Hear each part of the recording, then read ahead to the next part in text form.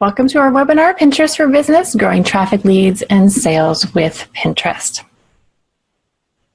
I encourage you to get your free trial of Tailwind now. That will get you 100 free pins. And at the end of our webinar, we're going to have a special offer for those of you who would like to upgrade to a Plus plan. It's an offer that we don't usually offer, so we encourage you to stick around for that. But in the meantime, let's get inspired. We have Kath. She's a content creator who quit her full-time marketing job in order to concentrate on content creation. And she was able to grow her monthly Pinterest viewers from 7,000 a month to 100,000 a month in just a couple months.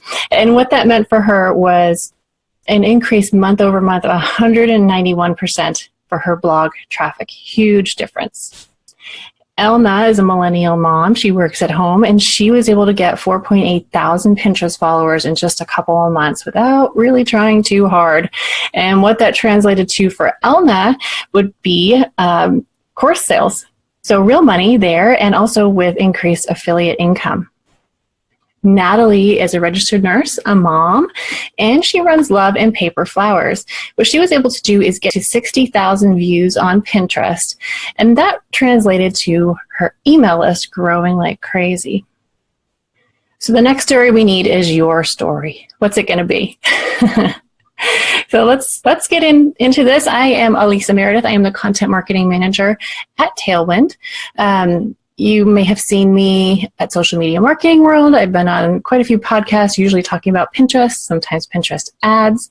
And you can reach me on Twitter at Elisa M. Meredith or email elisa@tailwindapp.com if you have any questions about this presentation or about Tailwind. What we're going to talk about today, a whole bunch of things, basically everything you need to know to succeed on Pinterest. So let's get into it. Why Pinterest? You probably have some idea, otherwise you wouldn't be here. So I want to ask in the chat, how many of you are using Pinterest?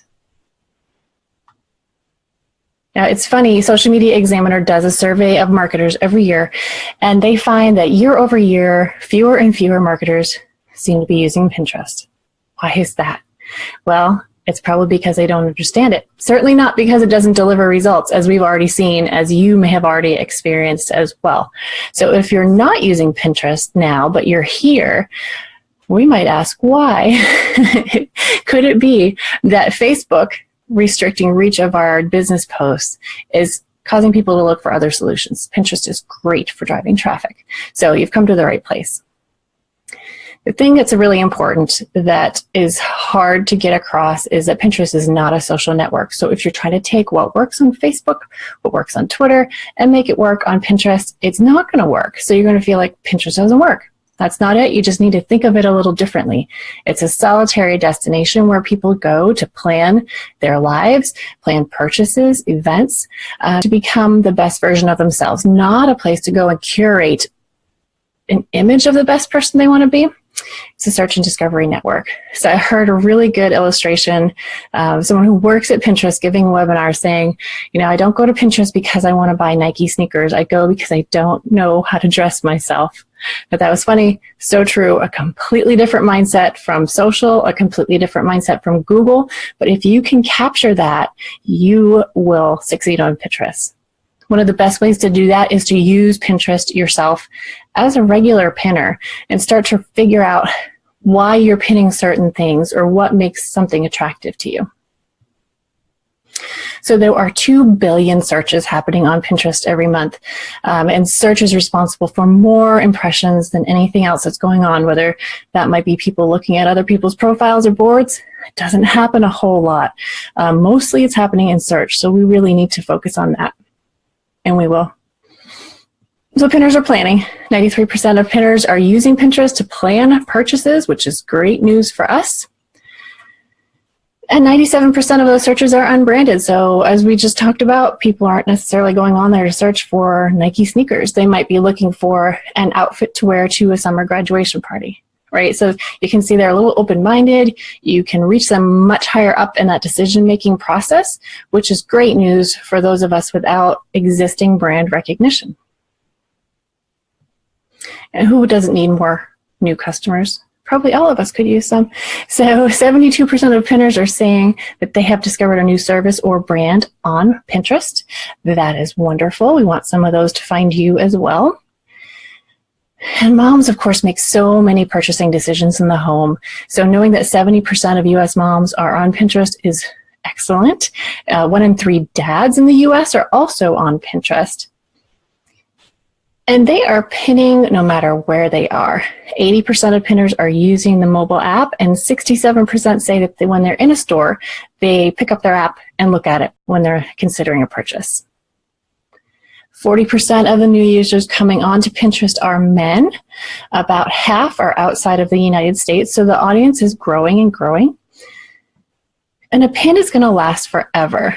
So today's pin can drive traffic and sales to your website for months and years to come. So what you're doing today, even if it doesn't feel like it's paying off in the moment, is an investment in the future. So you know when you tweet, that's gone in just a couple of seconds. When you pin, the half-life of a pin, so the first half of the engagement that happens on it is about 3.5 months. So if you consider that, and then we have some outliers, of course, right, which will keep surfacing after months and months and months and years. When people see your pins and go to your website, they are 10% more likely to buy than if they found you through another source, which translates into real money because you can get some real traffic. And speaking of which, the average sale from a Pinterest referral visit is $50, which is higher than most of the other networks. So what is popular on Pinterest? You probably would guess all of these, right? Food and drink, travel, home, kids and parenting, women's style, men's style, beauty, health and wellness, celebrations, hobbies and interests. But before you leave thinking, I'm not on there, please know that with a little bit of creativity, pretty much any business can succeed on Pinterest. For example, if you look on the Pinterest business website, their success stories, you'll see quite a few of those are from finance companies. They have found a way to be creative in presenting their information in a way that is useful and inspiring, and people are reacting to that well. So you just have to be a little creative if you're outside of these major interests. So of course we need to build and execute a strategy like we do for all marketing, but the first thing to know is to be patient. So unlike when you started on Facebook or Instagram and you started getting those followers and those likes and comments right away, it can take months for your Pinterest to really feel like it's picking up steam. And that's okay because it keeps going and going. It has a kind of a snowball effect, but it's definitely a long-term investment. So if you keep publishing consistently over months and months, it's going to work. So first things first, and could definitely do this later. Please, you want to grab our worksheet here at bit.ly/get started pinning. We'll have all of these items in it. So you're going to need to have a business account. You'll want to claim your website and apply for rich pins. And we'll talk about why for some of these later. You also want to set up your website because we can get traffic to your website, but we also want to have the website working for us on Pinterest too. So you can add the Pinterest share button easily with all these links here. You can add a sharing plugin like Social Warfare so that you can have a nice tall image on your blog post that you don't even have to show, because most of us want that narrow image at the top, right? That will make that easy for you. Oops, sorry. Make it easy for people to follow you by adding a widget to your site, and keep Pinterest and Google happy with a plugin like WP Tasty that will allow you to have your image alt text and also a special Pinterest description right on the image on your site. Very handy. Now, if you're already doing other marketing for your business, you probably know your customer pretty well, but basically you want to have that buyer persona. Know your customer inside and out. And again, there's a great template in that worksheet that will help you to really identify who they are, what she cares about, aside from just what you have directly to offer, why she might be looking for you, to help you get inside the mindset of the person you're talking to, she or he. The next thing that we need is a goal. So your goals for Pinterest, it's just like anything else. This is a HubSpot program here, a SMART goal: specific, measurable, attainable, relevant, timely.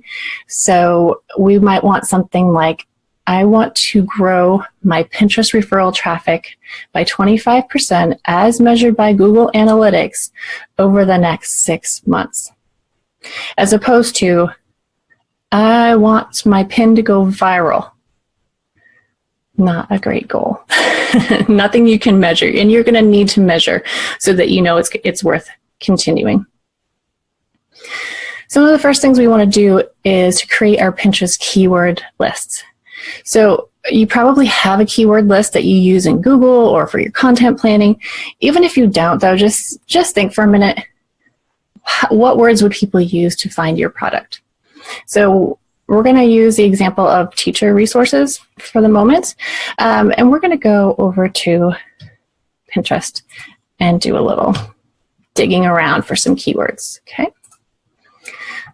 So let's go to the search bar and type in teacher resources.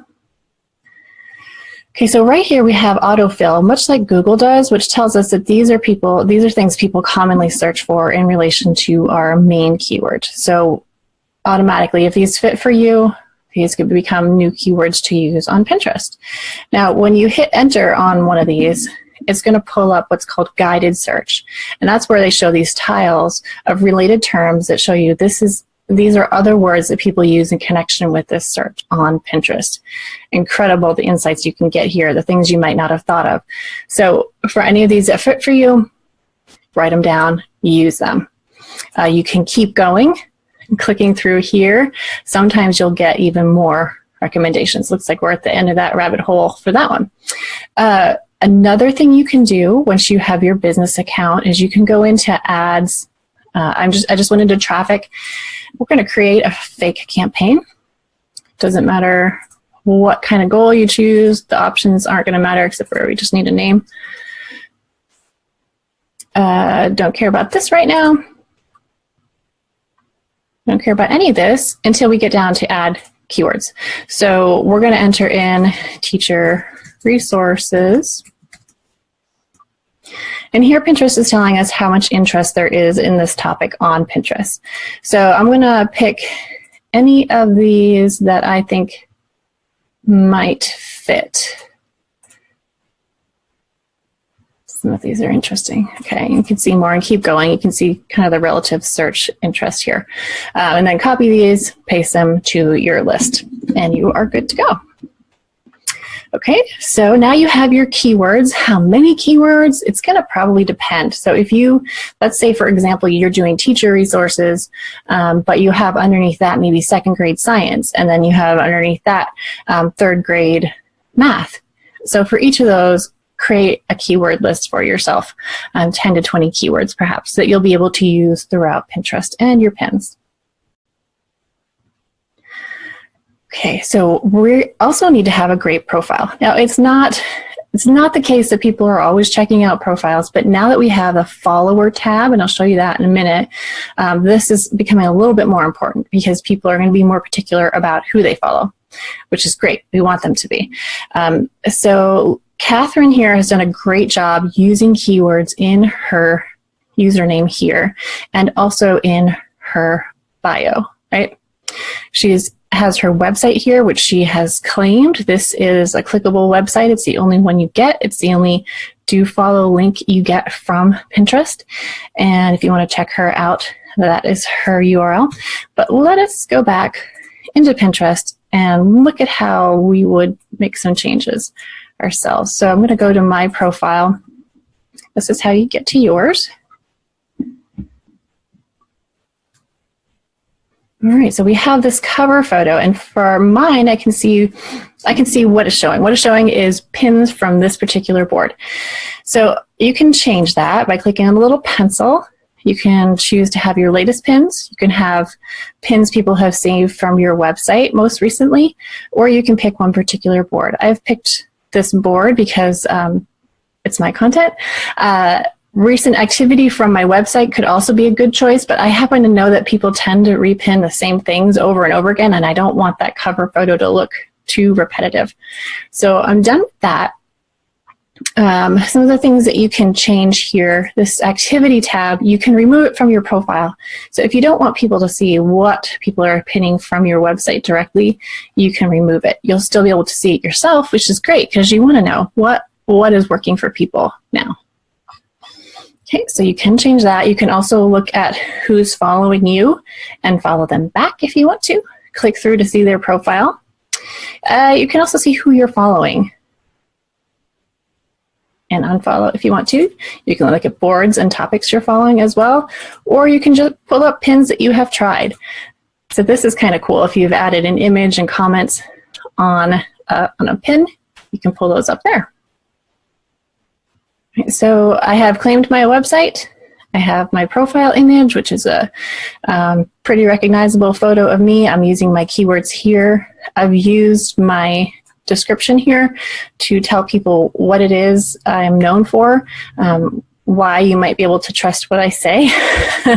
And I've definitely used my keywords there to help myself be found, but also so people know really what it is I'm about, what I'm pinning.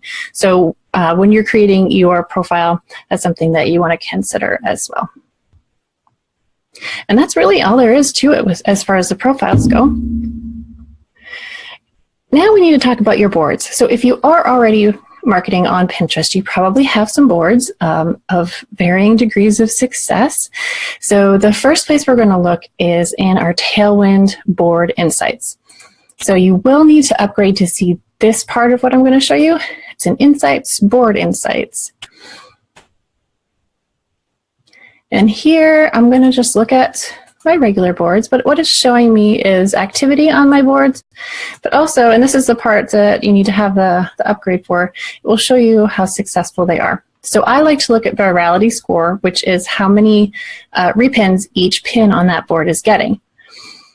You can also use engagement score, which takes into account how many followers there are on that board. So it's up to you which you prioritize. For me, I prioritize virality for my own boards, engagement score on my group boards, because those tend to have a bigger audience, and I want to know like what percentage of engagement I'm getting, if that makes sense. So looking at this, and I just did a board cleanup not that long ago. But what you might do, because people always ask, what's a good virality score? That depends really on you. Every industry is going to be different. So if I were a food blogger and my best virality score was 11, I would probably be disappointed, but I'm not. So what I pin is not as popular on Pinterest. That's okay. I'm still getting traffic and engagement, but I need to adjust my expectations. So if I look at what my average might be, taking out a couple of outliers, and I look down here at some of these lower ones. Well, these are private, so that's okay. I might think about, is it worth spending time creating content for this and pinning it or not? Maybe not. It's not going to hurt you if you do, but it's just not, the engagement isn't that great, so those individual pins aren't going to do that well. So we really want to be focusing our attention up here. And why we're looking at this now when we're auditing our boards is that if we have a board that's doing well and pins are getting engagement there, or if we're in, say, a group board that's doing really well, our pins are getting engagement there, those we do not want to leave. Right? Makes sense. Okay, so next step would be to go into our Tailwind analytics just to make sure we're not getting rid of any boards that we really should be keeping. So I'm sorry, and that's in our Pinterest analytics. So we're going to go into analytics, and we'll just go into overview so you can see what you're getting now. Okay, more, we'll go to more. You can look at top pin impressions for your boards, but what is probably more useful is to look at clicks you're getting. All right, so boards with the most clicked pins are these. So I probably want to make sure that I do not delete or archive or set secret any of these boards. All right, and when I'm saying no, don't set secret, this is the process that I use. So I would go through and I would write down every board title that I have and the board description, and then I'm going to go through it like we just did and decide whether to set it to secret or not. So that's your first step. So if you set to secret, you don't have to do anything else to it. But if you decide that it's useful, but it's not quite where it should be, we're gonna repurpose it. So let's see how we might do that. So our priority on Pinterest is going to be our own content. So you're going to have a board that holds all of your own content. I've had a chance to look at a lot of different Pinterest accounts, and almost without exception, the best performing board is the one that contains just that person or that business's own content. The reason for that is that it's very fresh content that is a unique asset. So there's probably not another board like it on Pinterest. Okay, so if you think about, okay, all your content goes there, but it's also going to go in other boards. So it's okay and good to pin more than one board. So you might have a board that would have your own second grade math tips and other people's. We'll get into why you're going to pin other people's content in a minute, but for now, just realize that's going to be the purpose of your new boards. When I say new boards, this may be that you're repurposing some older boards that didn't have the right keywords in it, or maybe wasn't quite focused enough, but the content in there still kind of makes sense with the topic. Your board titles do matter. So when you pin your own content to a board, it grabs that meta information from the board. It grabs the title, the description, and it gives that pin some more context. That happens most strongly with the very first time a pin is pinned, and we'll get into that as well in our search section. So rather than having cute board titles, we're going to use our keywords that we came up with in our keyword research for all of our board titles. Board descriptions, we just mentioned briefly, are also very important. You use your keywords there. Don't get cute. You may have in the past done a search up here and then filtered it by board and noticed that some of the top results maybe didn't even have a board description. In the past, we've kind of wondered, how important are they? Well, they are important, not necessarily for getting your boards found, but for having the pins on those boards found. So do take the time, give your pin every possible advantage by making sure your descriptions for your boards are good. Board sections are a new thing that Pinterest came out with to help us, excuse me, to help us as owners of our Pinterest boards to be able to find what we need easily. So I have a couple of these. I have one for an upcoming trip that's trip board, and then each section is like each location we're going to. So my friend and I can pin to the sections. So when we know when we get there, oh, that's what we wanted to do. That's what we wanted to do. It's easy to find later on. They weren't specifically to help other people find your content because, as we said, most of the activity happens in search as opposed to browsing. However, they do now count for search. So what that means is if you have a big board for recipes, and then under that you have a section called ketogenic recipes, one called Atkins recipes, one called sugar-free recipes, that all plays into the SEO for the pins in that section. However, it's just as helpful for search to have a niche boards. So because you cannot schedule 2 board sections with schedulers at this time, it's probably better for you to have niche boards and just a few of them. So this kind of goes back to what our strategy is going to be beyond our own content. Or finding ways to put a spin on our content to reach what people are into. So you're going to find this if you go to Analytics, People You Reach, and Interests. And you can change from your followers to all audiences. All audiences is all the people who are seeing your pins. So what else are they interested in? We're almost always interested in quotes, home decor, right? Because the people who want your marketing information or your teacher resources are people with lots of different interests. So where it makes sense for you to serve those other interests with your content as well, or by sharing other people's content, is worth considering. So for example, if I click through here on design, because I can see that's what my followers are into, I'll show you right on Pinterest. How about that? Okay, so go to analytics, people you reach, interests. We'll switch over to followers. This has been a little funny lately. So if I click on design, I'm going to get some more topics that Pinterest says my audience is into. So I can't really do much to help with furniture design or apparel design, but it might make sense for me to pin about graphic design or even logo design because I pin about marketing. So as you start to investigate, you'll see, okay, even if I'm not blogging about graphic design specifically, might it make sense for me to have a board for graphic design? That way people may find the pins in that board when they're searching. They might find that I pin it, realize that I'm a good resource for marketing information, look at the other marketing information that I'm sharing, and they may be one of my most engaged followers. They may start engaging with my own content. So it's up to you to decide how far you want to go with that. You don't want to go too far outside of what you do. I wouldn't consider doing fashion, for example. Because the percentage of people who are interested in fashion, the chances of them also being interested in what I do, not great. Even if I did fashion for work, it's still kind of a stretch. So you'll have to think about how far you want to go with that yourself. So now that we know some of the other interests that our followers and our audience are into, we're going to think about what kind of boards we could create. So I might do a digital media design or easy graphic design ideas. This one here would really work well for me. As someone who blogs about Pinterest a lot, people need ideas on how to design easily. So that one probably makes sense for me.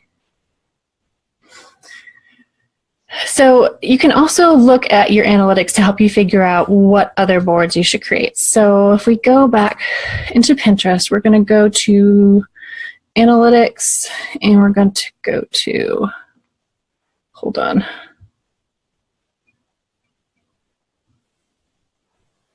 Oh yeah.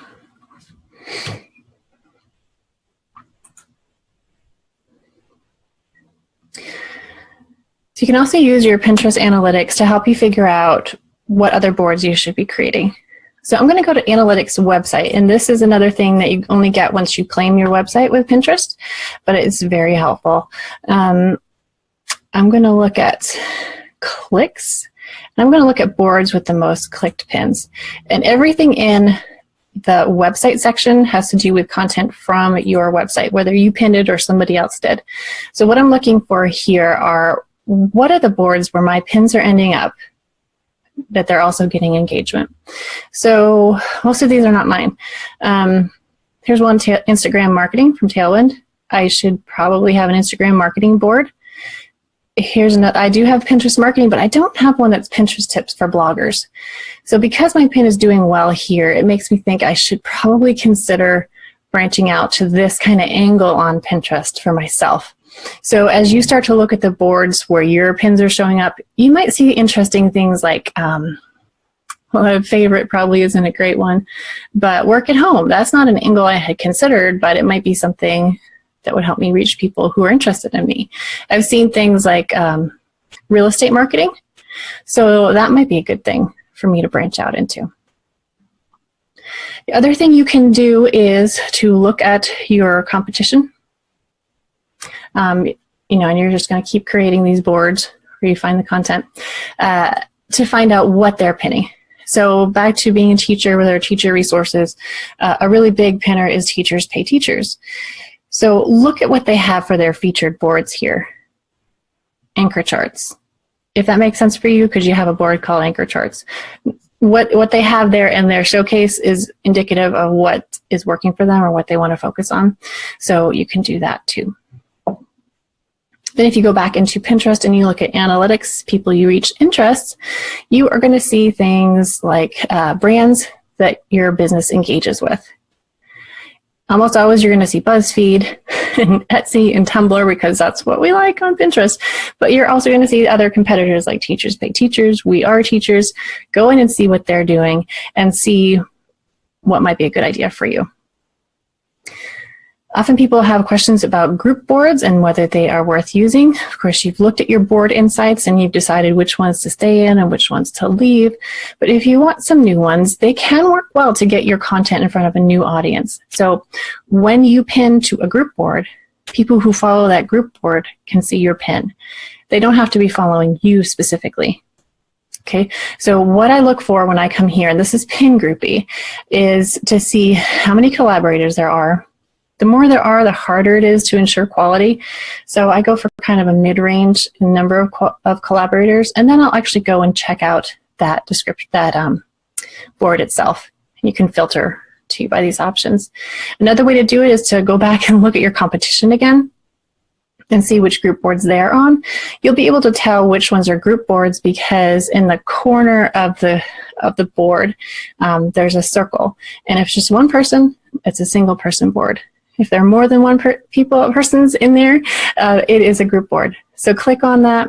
The person to the far left of the list of board members is the owner, and you can contact them and ask to join. Again, you're going to be looking at your board insights to see if it's worth it. Once you have all that done, it really becomes pretty self-explanatory what you should pin to your board. So it's going to depend on the title. It's going to depend on the description. You're going to save to the most relevant board first. We'll get to that in a minute. How many pins per day? Well, according to Pinterest, there's no such thing as too many. Just be consistent. So they would rather see you pin 5 pins a day than to pin 70 pins all at once. And one of the things that will help you with that is Tailwind. Now, so the other thing is, why should I pin other people's content? And then that expands to, well, what about the 80-20 rule, where you pin 80% of your own content and 20 of others, or the other way around, 80% of other people's content and 20% of your own? That rule is arbitrary. It means nothing. If you create so much content that you don't need to pin anybody else's content, don't. Just be consistent. But for most of us, for most mortals who have lots of other things going on, we are going to need to fill in our schedule with other people's content. So that keeps us active and consistent on Pinterest, which is what they are looking for. Does it matter when I pin? It does matter when you pin. And the reason why is that Pinterest is showing your content to your followers first. So you have to pin when they are active. And here's what that looks like in Tailwind. Over here to Publisher and Your Schedule. This is my smart schedule. And the reason it's smart is because Tailwind looks at what my content is, who my followers are, and what they're engaged with. And I can add new time slots based on their suggestions. And you can even see there, your pins often receive high engagement at that time. So if I want to add those slots in, I can do it. Now, it would take you much too much time to analyze when your pins do well. There's just too much else going on. So I just let Tailwind do it for me. Have you heard about the first 5 rule? With Pinterest updated best practices and with a Facebook Live I did with the head of product marketing, they have now told us that the first 5 pins you pin in a day are given priority in distribution. What that means is, in theory, your first 5 pins after midnight UTC, which translates to me as 8 p.m. I'm in Eastern time zone on daylight saving time. It's going to be different for everybody. So ultimately, if I really wanted to test this out, what I would do is I would pin my own content to my own blog starting at 8 o'clock. However, you also need to consider your followers. So what you really, really want is for your pins to show up in the feed when your followers are active. So please don't worry too much about this midnight UTC first 5 rule. Think about instead when your followers are active, because their engagement on your pins means more distribution for your pins. Continuing with the thought of timing, when should I start pinning things? So if you have something related to a holiday, you're going to be pinning a lot earlier than you would be, say, sharing on Facebook or Instagram, because people do like to plan ahead on Pinterest.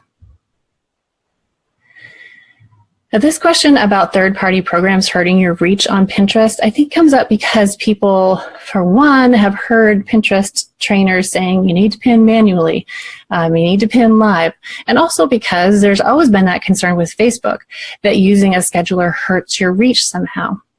However, Pinterest has told us directly, and you can go back and watch the Facebook Live on the Tailwind Facebook page, that there is absolutely no need to pin manually or live. So pinning using a third-party scheduler counts. It's the same thing. There's no advantage to pinning live, ever. You don't have to do it at all. I pressed her on that one because I think a lot of us felt like Pinterest knows if you use the platform natively and they like that. They don't care. They do care that you come back every once in a while and pin for yourself. The reason for that is you want to know what new features there are, and you also don't want to lose touch with pinners. It's going to help you to be a better marketer on Pinterest. But don't feel like you have to pin. But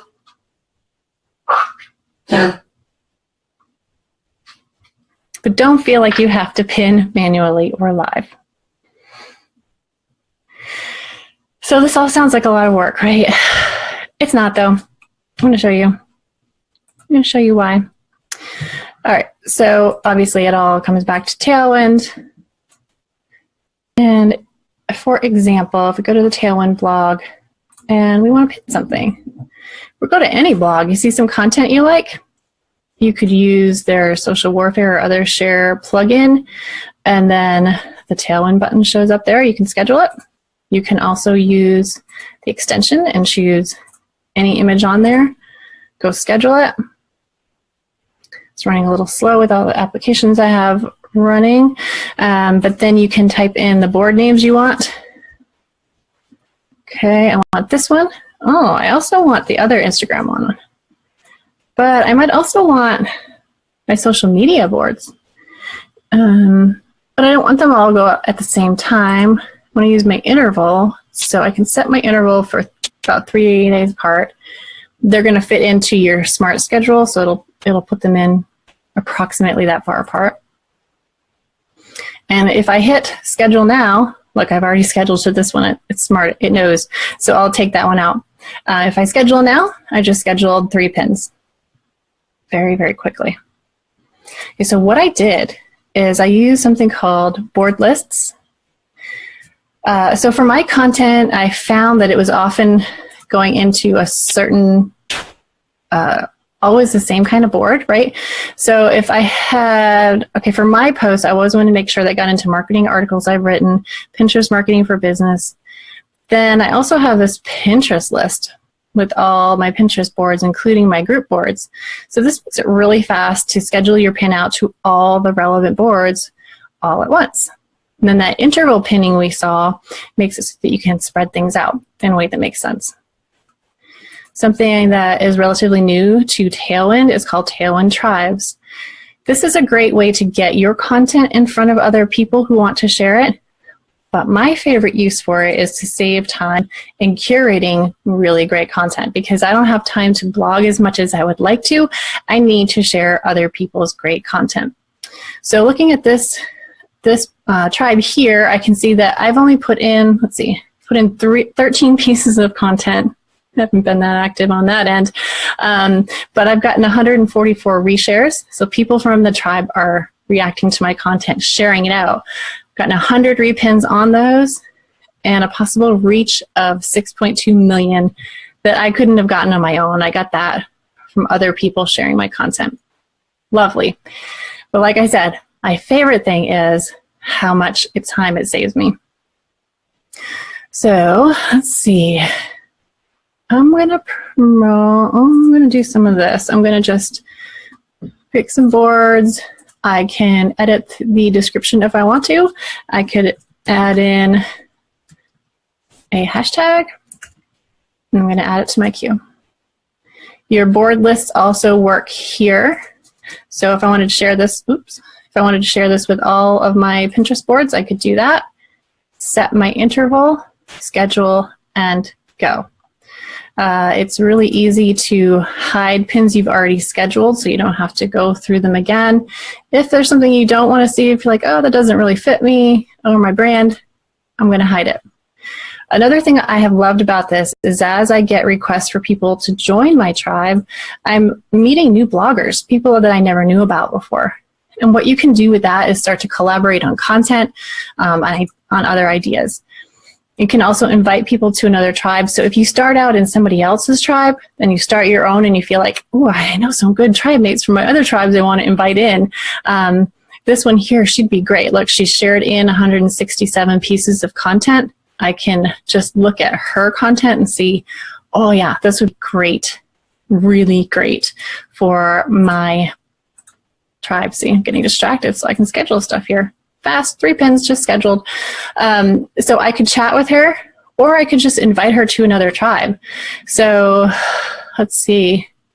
I can invite her to my all Pinterest. Anything I'm an owner of or an admin of, I can invite them to my tribe and make her a tribe admin if I want to give her permission to do things like add new members or delete content.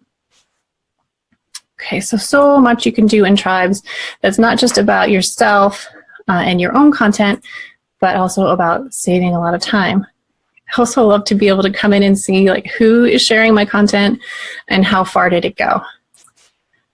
So, well, Tailwind shared my content, but also this one did too, and what boards it's ending up on. So it just saves so much time. I don't even look at like a Feedly anymore. I just come into my tribes because they're kind of curated by who content I want to see and I want to share. So I strongly suggest creating your own tribe, but you can also find a tribe by coming into Find a Tribe and looking in there. You can search by keyword. So likely you'll find something that you want in there. Okay. So those are the best ways to be consistent and save time. People have told me that they have done a week's worth of pins in less than an hour at a time. So it's easy to get ahead. It's something you can, once you have your strategy written down and your boards the way you want them, it's an easy thing to hand over to a virtual assistant. Make sure they know what you want on each board, and then they can do it for you in a short amount of time. So we want to talk about growing an engaged following. And it's not a vanity thing at this point. It's not about the numbers, but they do matter. So your followers, like we mentioned, they see your pins first. Pinterest has done this for a while, but they've just gotten real explicit about it. They've also created that follower tab where you see all the people, pins from all the people and boards that you follow. So your pins go to the followers first, both in that follower tab and in the smart feed. Then if your followers react well to it by engaging with your content, Pinterest will then distribute it more widely. So again, it's not the number. So it might feel good to have a lot of Pinterest followers, but if they're not engaging with you, you really don't want them. Now, Pinterest is also increasing the places where they recommend people to follow. So you probably want to be there. And I asked how to do that.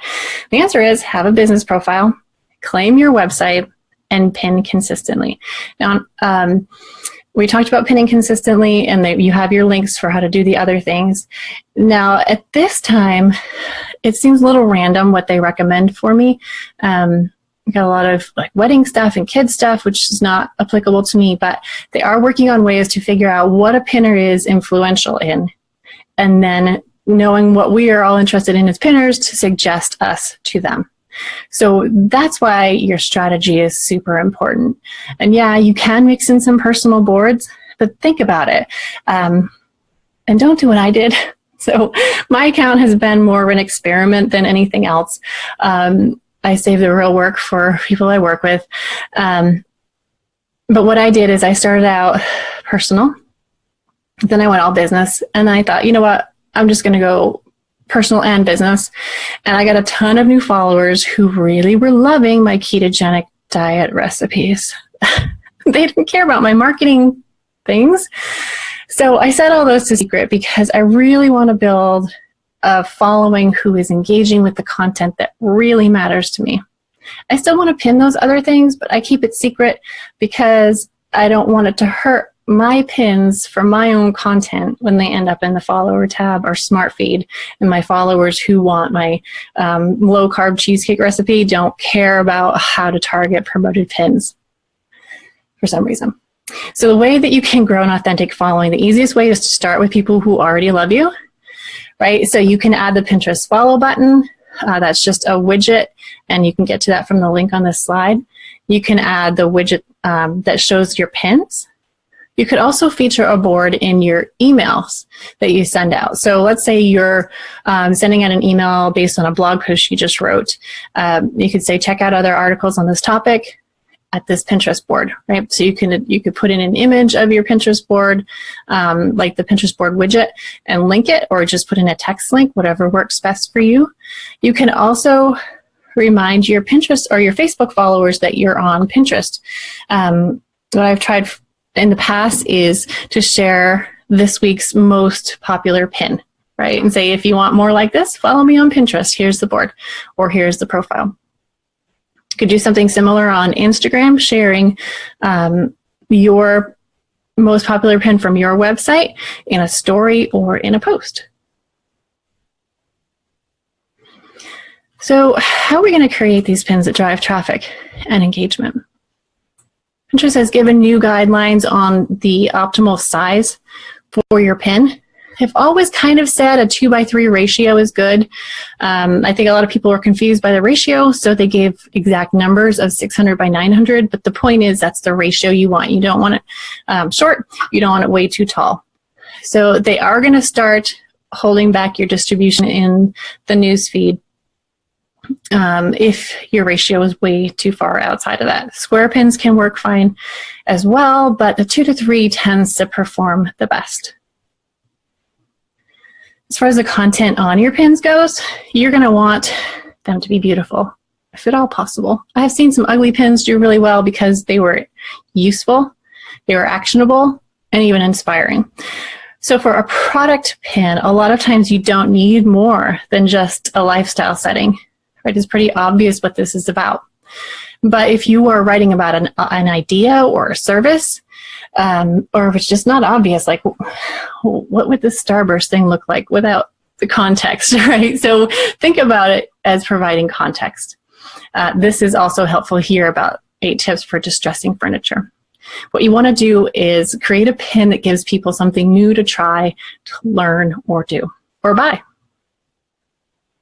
If you are selling products, if you're selling anything, you need to have professional looking photos. So these are both professional, but this one over here is a lifestyle photo showing your product in a real life setting.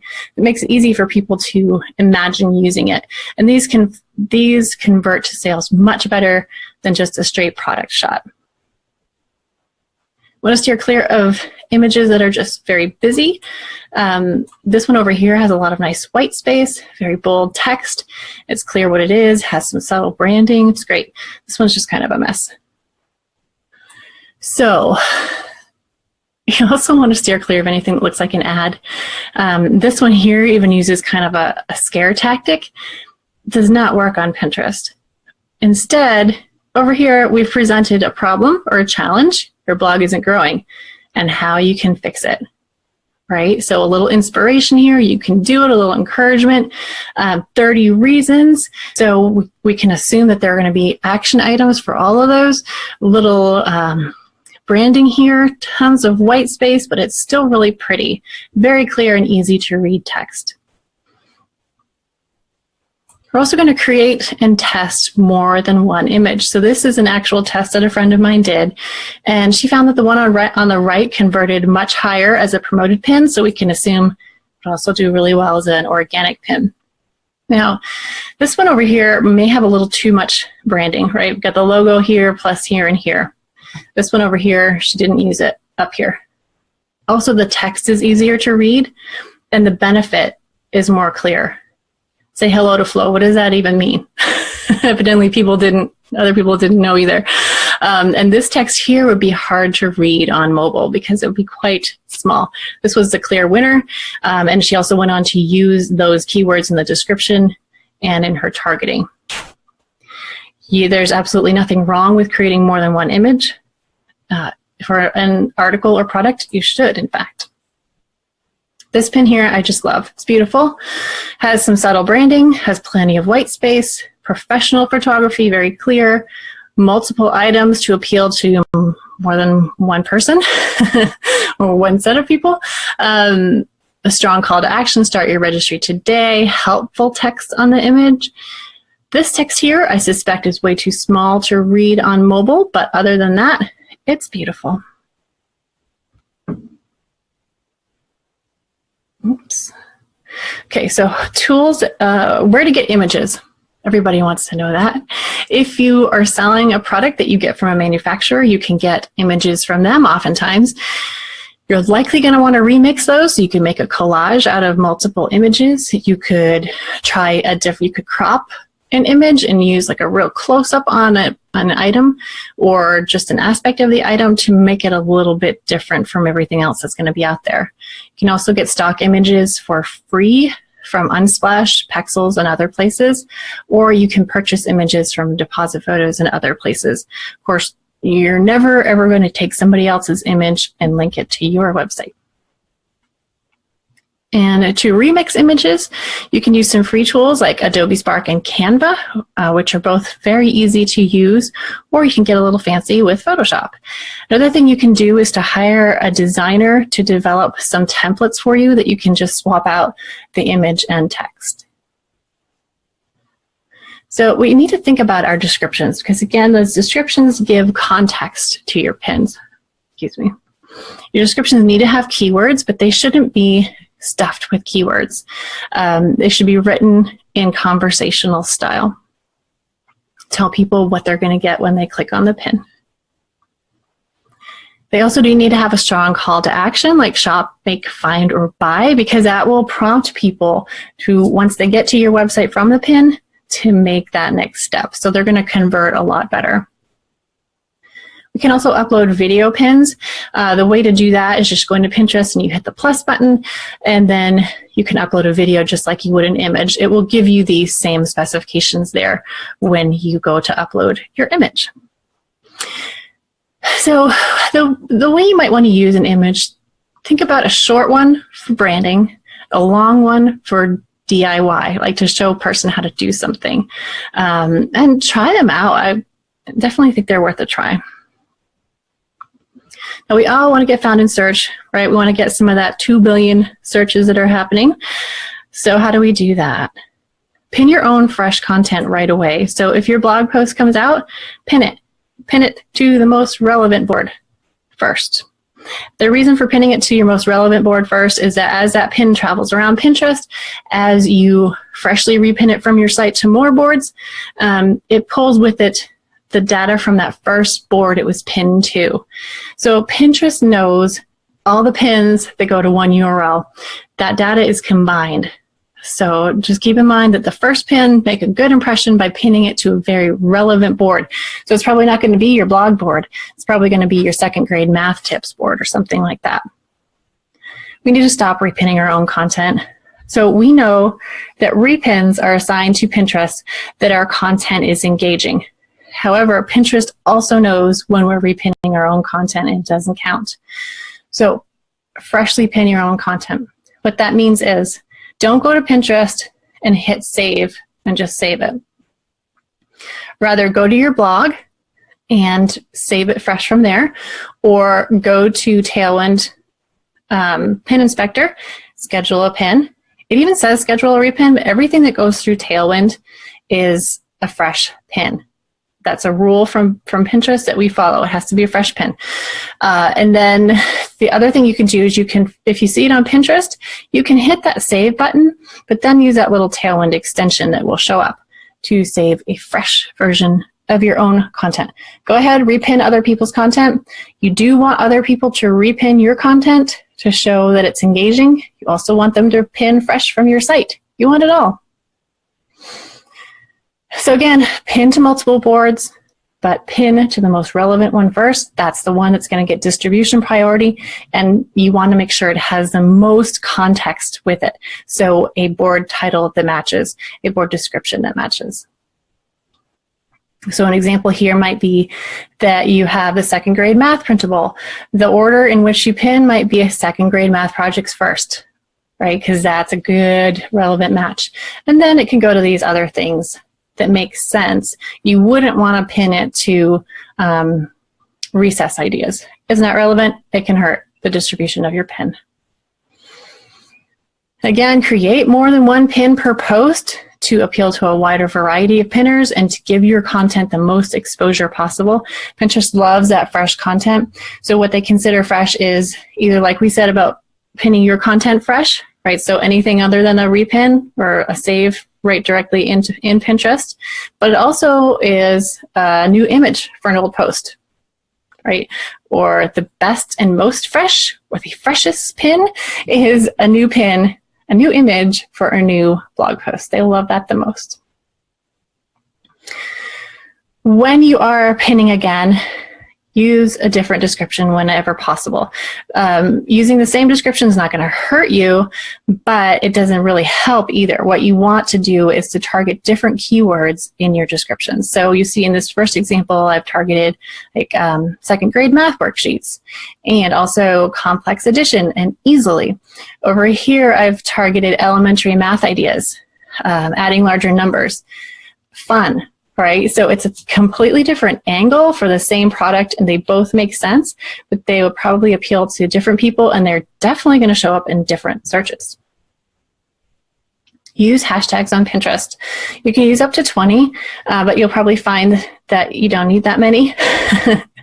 Hashtags will help you get found in search. So people do search hashtag math resources in the search bar. But the other thing they do is they'll see in their smart feed or other in search results, they'll see pins with hashtags in that description and click through on those to get more ideas. So give them a try and it helps your newer content get found first, right? Because hashtag search only pull up the newer hashtags. Again, let's be consistent. We're going to do that with Tailwind. Definitely use a scheduler. Here, this YouTube channel, confirmation that it does not hurt you to use one. Stop deleting pins. So the idea behind deleting pins is that if you have pins that aren't performing, right, so they're not being repinned or clicked, and then you delete them, that's going to make the overall engagement rate of your whole account better. Will make all your pins show up higher. Not true. Each pin stands on its own. So if you have a dead pin that's not getting distribution because it didn't get engagement, it does not mean that your other pins will suffer for it. So rather than spending time deleting pins, just create new content. That's what Pinterest really wants from us. Now, there's a very valid concern. What about if you have a pin that goes to a product you no longer have? Rather than deleting pins, because remember, you can delete your own version of that pin, but every other repin of that pin out there is still going to be out there. So rather than just deleting your pin and letting people get to a 404 page from other pins, instead you either want to redirect the page for that URL or you want to edit that page. So let's say it's a math worksheet you no longer have. You could go into that page for that product and say, sorry, we don't have this anymore, but you might enjoy this instead.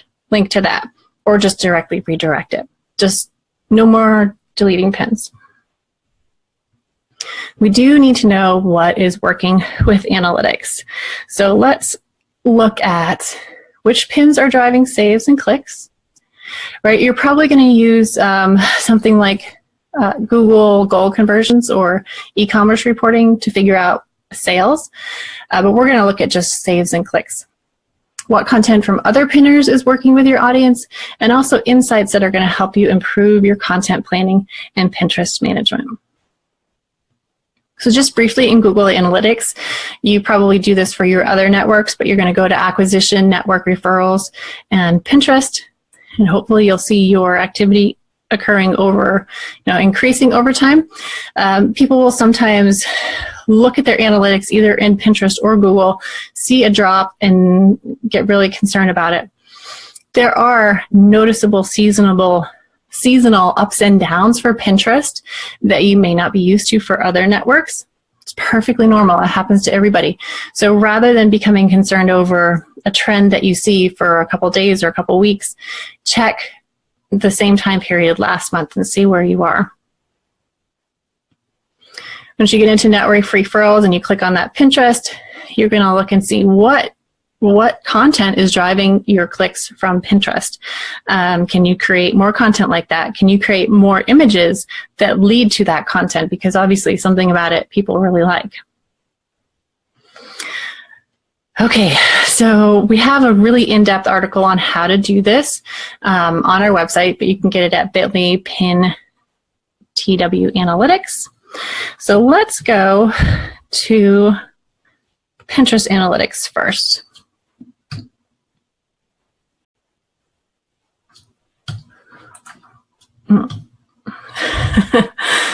Things not cooperating with me. Okay, so again, this looks a little bit familiar to you.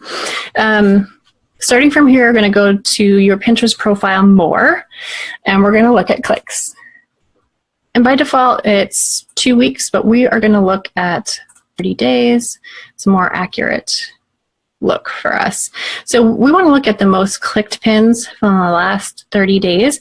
And what I'm looking for is there anything here that's really working for my audience that isn't mine, like most of these, that I should be writing about? So this one worked for people for some reason. How to get verified on Pinterest, that would be something I could write about. Warm up your audience, Pinterest SEO. This one consistently shows up here on the screen, so I should probably be writing about that. The other thing to look at is to click on that individual pin and see, maybe is it the topic? I suspect this one's the topic, but also the design. So if it will pull up here, we'll be able to see what it looks like. Here we go. Big, bold, clear print. Pinterest SEO in 2018, how to optimize your pins for the changes. SEO, they've done good SEO on this SEO post. So that might be something I want to write about, but I have to make sure I use good SEO myself. This one here, how to get verified on Pinterest. I want to look and see what is it about that I think is doing well. It's pretty, right? And it's also good bold text, easy to read, plenty of white space, a little bit of branding. Pinterest for Business getting started. Right, okay. So is it worth making a blog post on this topic for me? Maybe. I love to use Pinterest Analytics to help me with my content planning. It tends to make your Pinterest marketing explode. So take a look at these and see what it is about the pin that you think is working for people. If you can find a common thread, then you can create content like it. Let's then look at all time, because these are your pins that have done the best forever. Best in search, you can use that to learn a lot about how to make your pins do better in search. You're hoping to find yours in here. But no matter what you do, this process, and if you can do this monthly, it's going to help you become a better pinner over time as you start to kind of refine your processes as well. Power pins, pins with a high mix of saves, clicks, and more. I want to create more like these. Okay, there's a lot you can learn from these. Then I want to go to Analytics, People You Reach, and look at all audiences as we see it, and then look at my impressions for the last 30 days. Okay, so I'm at 202,000 monthly average users. Okay, and like I said though, the best way to do it is to compare like a similar period from last year. So I'm going to look at April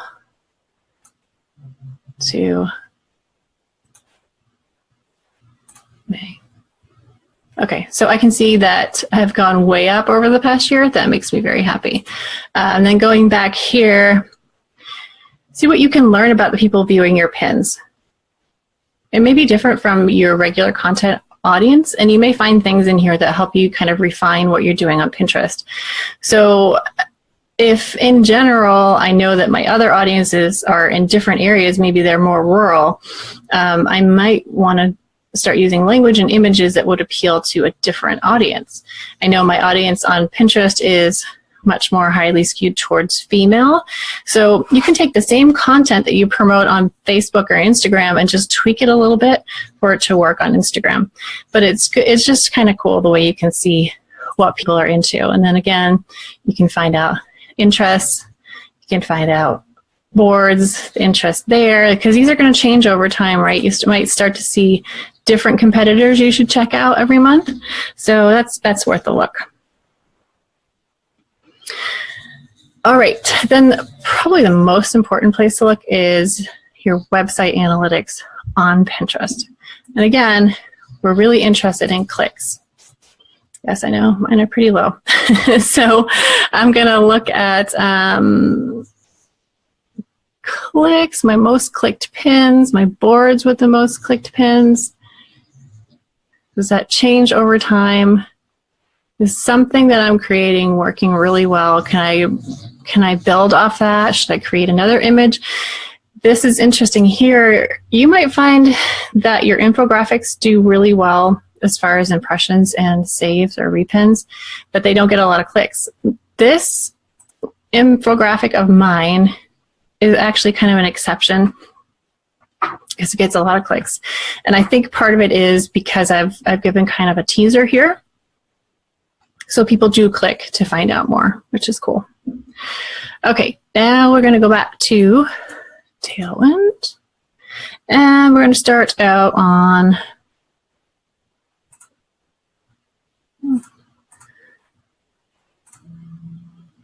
just taking a minute to load everything. Profile performance under Insights. All right, so you can easily see how many followers you have. If they're growing, you always like to see those go up. If they go down a little bit, it's just Pinterest cleaning house. If you have an annual plan, you can look at the last 30 days, so you see a little bit broader of a range. You can see what your activity looks like. So if you have someone managing your account, you'll be able to see how many pins are going out.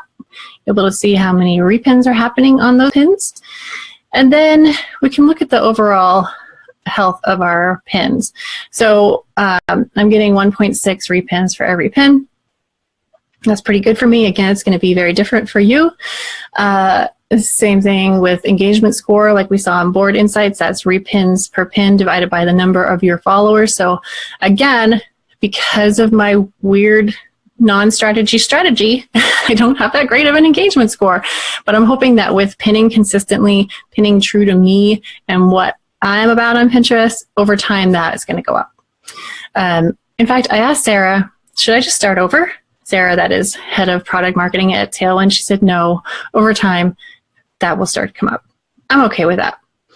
And then my engagement rate is, well, 42% of my pins are getting at least one repin. So it means that the other 42% of my pins are getting more than one, which is cool. You always want to see these numbers going up, up, up, but compared only to yourself. So again, under Board Insights, we're going to look at what's still working for us. Is there something that all of a sudden is getting a better virality score? So should we spend more time on it? Looks like people are actively pinning to this group board. That's nice. Getting a lot of repins. So maybe I should start pinning to that one some more. You know, just ways to kind of refine your process. If I want to get more deeply into the pins on that board and see how they're doing, I can click to analyze my pins here, and this is going to pull up Pin Insights or I think it's Post Inspector or Pin Inspector. Here it is. Come on, pull it up, pull it up. Okay. All right, so you can sort by date pinned. Here you can see it's only for this board.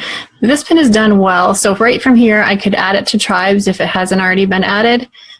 This will tell me that somebody else has already added it. This is for Instagram, so is there anywhere else I can put it? Yeah, I can put it in there. Right, or I can schedule a repin. Remember, anytime you schedule from Pinterest, it is not a true repin. It is actually a fresh pin. So what would be smart to do here to give myself an extra SEO boost or give this pin an SEO boost would be to change the description. So it will help. Okay. The other thing you're going to want to look at is organic activity. I always like to see the latest pins from my site. Now, of course, we can now see that in our Pinterest profile. Okay. All right, so I can see that in activity.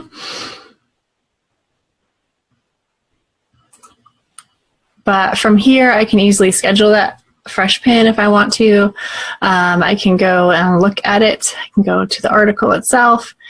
And it's just helpful to see what is getting some activity this month.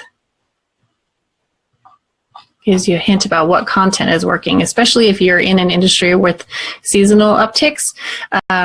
You might start to see something trending before you were expecting it. So that will tell you it's time to get more content out there like that.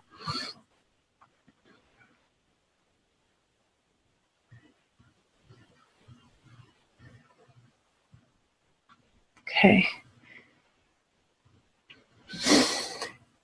So just some information as you're considering how you want to do your Pinterest marketing and how you want to stay consistent. And of course, we're encouraging you to use Tailwind because that is going to help you to do that in a way that doesn't take up all your time. So just something good to know is how using Tailwind impacts people's results. Right, so there's a lot that goes into this. So maybe people who upgraded or more committed or whatever, but for whatever reason, the people who upgraded to a plus plan got 3.7 times more followers added than those who never upgraded, who just did the free trial. They were much more consistent, right? So they pinned more, 4.2 times more, which makes sense, right? If you have that scheduler, the unlimited pinning on the annual plan, you're going to pin more consistently and more. And also, they're getting more engagement, so 6.9 times more engagement. So if you think about what that could mean for your own content, that means more engagement from your followers, which means more distribution for your pins. So this all is under the Tailwind Plus plan, which is $119 a year, or you can do the monthly plan at $15 a month. With the annual plan, you get unlimited scheduling, 30 days of reporting like we saw, and also access to tribes where you can join 5 tribes and submit into the tribes 30 pieces of content or 30 submissions. So we do have a special offer since you made it all the way through to the end of this webinar. We thank you for being here. It expires tomorrow at 11:59 p.m. Central Time, and it's only for new members. What you're going to need to do is start that free trial, upgrade, and then go to the link that we're going to share in the chat. We will also send you... Oh, I didn't even tell you what the special offer is. The special offer is that you get $30 off. So that's either $30 off your $119 annual plan or basically 2 months free if you choose to go the monthly plan. So sign up for a free trial and then click on our special link, which we will give you in the chat. And I'm sorry, it's a little convoluted, but that's the way it goes. And we thank you so much for being here and look forward to taking your questions.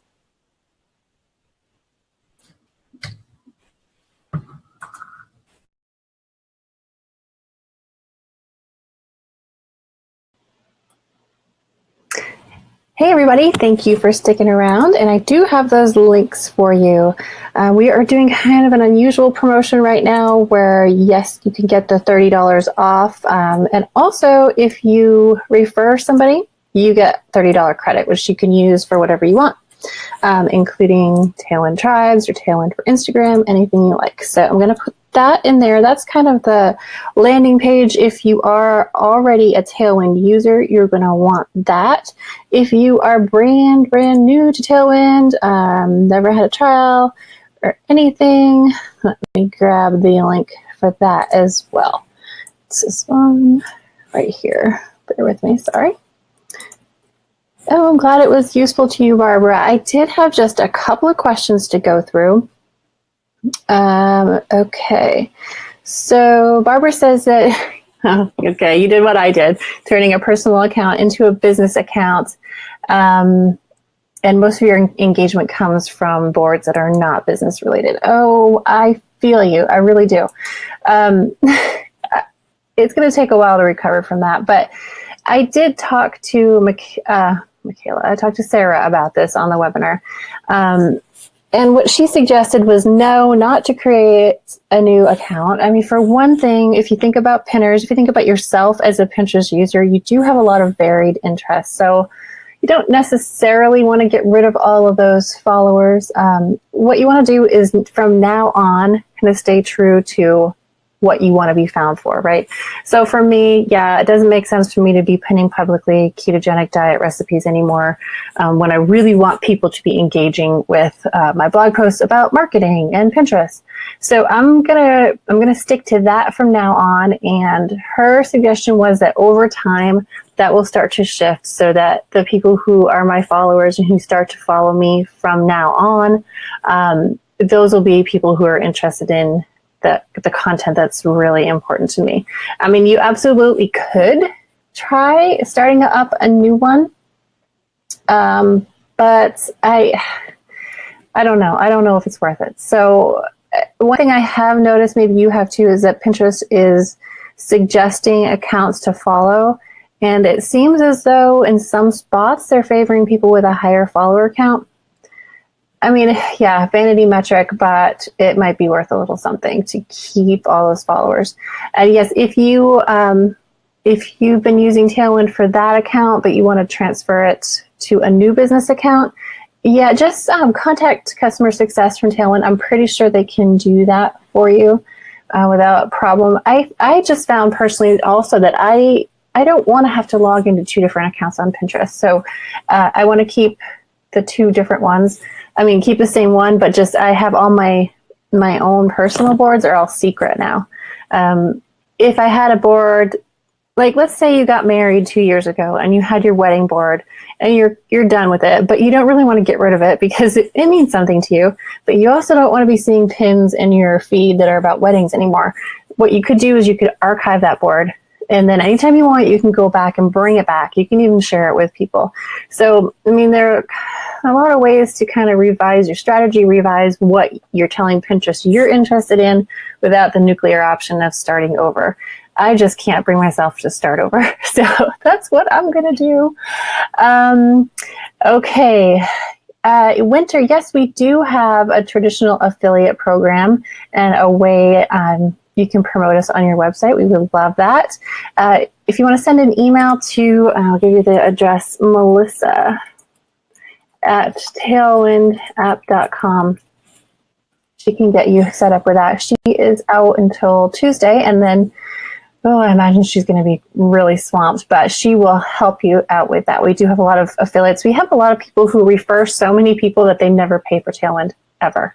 So it can work really well. What a lot of people do is they write a blog post about Tailwind and then they include their link. That can work well too. Okay, so this one comes up almost every time, Rachel. Rich pins for food bloggers seem to take away clicks through to your website. Thoughts?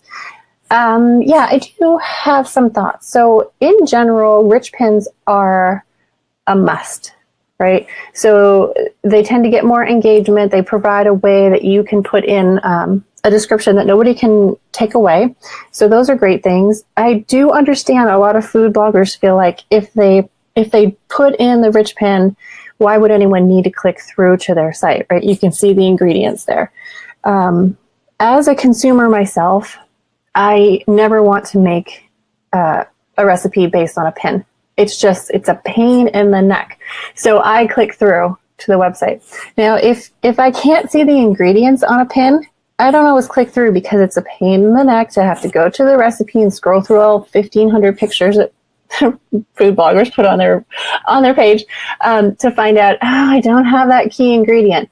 So if you don't use the rich pins, people don't see the ingredients or like how long it takes to make it.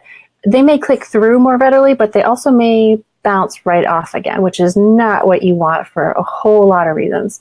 So I'm a big fan of them. I think the one time I said, yeah, okay, was one lady who had, I think it was like homemade dog food recipe, and there really were no instructions. It was just the ingredients. So, I mean, I can kind of see it in that case, but really thinking about user experience is so much better on your website than it is on Pinterest, that I really feel like the benefits outweigh the disadvantages there.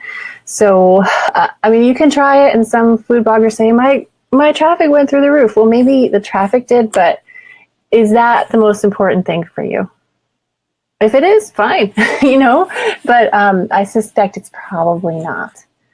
So thank you, everybody, for being here. I don't see any additional questions. So I thank you for sticking through the whole thing. I hope you feel empowered in your Pinterest strategy. If you have any questions at all, you can find me on Twitter at, here we go, Lisa M. Meredith. And then the blog, tailwindapp.com. I also do Facebook Lives often. I did one yesterday with Kate All about her trip to the creator event that Pinterest put on. Very cool. A lot of what we talked about are the best practices that were in the interview I did with Sarah Hupelshire of Pinterest, which was also very cool. Some newer stuff about the first 5, group boards not being so important. A lot of new and exciting things going on. But if you're just getting started, start and focus on great content and beautiful pins. And that's really the best thing you can do, consistent content. All right, everybody. Thanks again for being here. Happy pinning.